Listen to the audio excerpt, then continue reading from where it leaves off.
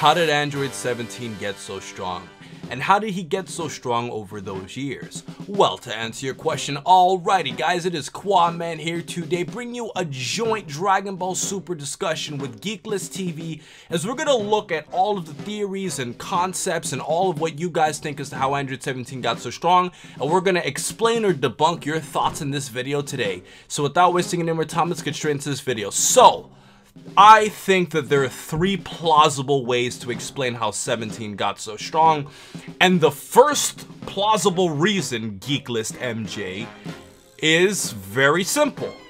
It is the fact that you can just say Android 17, like Frieza, is just a prodigy and he just gets strong as hell, and there really is no explanation as to how he got so strong. He just kinda did, because Dragon Ball Super did that with Frieza, or Dragon Ball Z Resurrection after that with Frieza. But the point is, he's just a prodigy that just got so strong because he never really trained before, and that's just the way it is.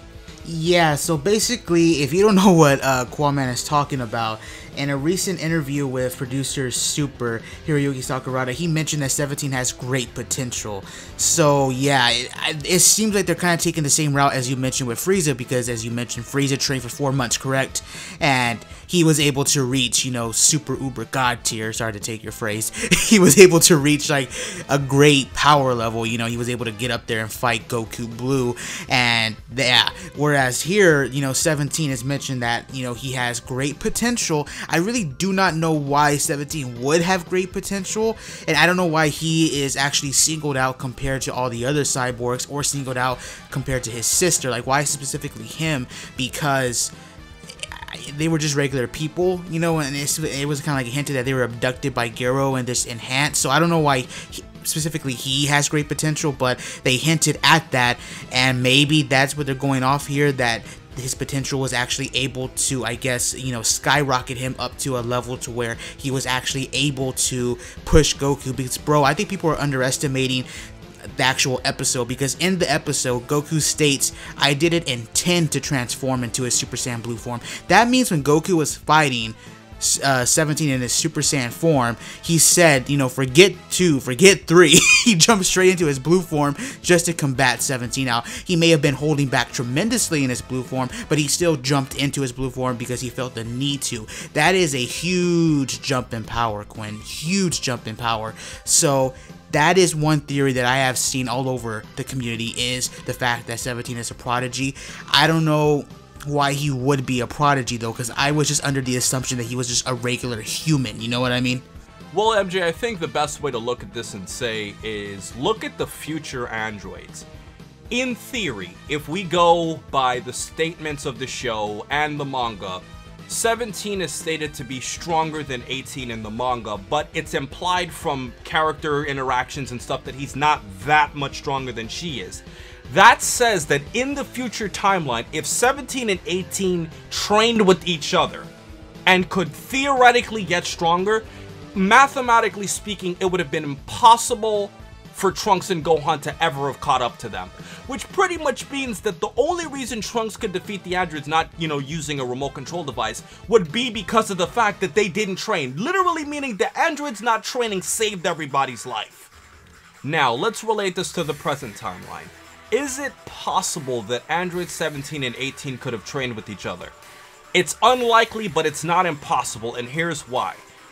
The end of the Cell arc, all the way up until the beginning of the Buu arc, takes place over the course of 7 years.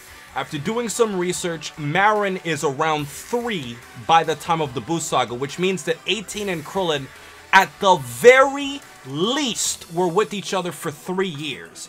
Which means, at the very most, being extremely generous, 18 and 17 could have hung out with each other for 4 years until she settled down with Krillin. Now, like I said, this is being generous. 18 and Krillin could have gotten together 2 weeks after Cell was dead. They could have been 1 year. It could have been 2 years. But if you want to be as generous as possible to support training, the most she probably could have spent with 17 would have been 4 years, which means that if he trained with 18 for 4 years, he could have only have gotten that strong over the course of 4 years, which means most of the training he did would have been by himself. Which to me is crazy in saying you could have gotten that strong based off of the nature of your job by yourself, training that way. if you don't really have anybody to push you. What do you think of that? I mean, if that is a theory, or if that's like what people are pushing as one theory for him to get stronger, I don't think that has that much merit to it. So they hung around, you brought that up, you did the math, so they could have hung around for maybe a year, a couple years at the most. There's also that interview where supposedly 17 went and saw Krillin, Marin, and I guess 18 at one point during, I don't know when, but he went and saw them at one point. I doubt he went and trained with Krillin at 18 then. He probably just went to go meet them and just say what's up to him. So I doubt there was really any point that he did intense 24/7 training with 18. So it does seem to be implied that he most likely did most of his training on his own. And it's probably, I would assume he did most of his training on that island, it would seem like, under his job. Right, and to me, like I said, it is possible for him to have trained with 18, but also based on personalities, MJ, I don't know what you think of this, but I don't think personality-wise the androids ever looked like characters that trained, and the future androids support this way more than the present ones, but it is possible he could have trained with 18, but it would have only been a limit of 4 years.